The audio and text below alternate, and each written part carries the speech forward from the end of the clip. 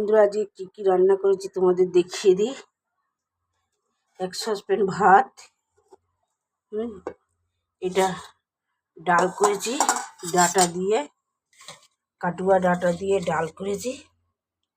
কালো জিরে শুকনো লঙ্কা ফোড়ন দিয়েছি, তাতে দুটো কাঁচা লঙ্কাও দিয়ে দিয়েছি।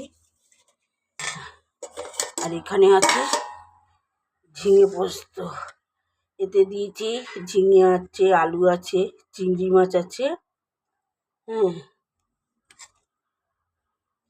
এই যে বন্ধুরা দেখো, এই যে চিংড়ি মাছ দিয়ে পোস্ত দিয়ে ঝিঙে আলু পোস্ত চিংড়ি মাছ দিয়ে করেছি।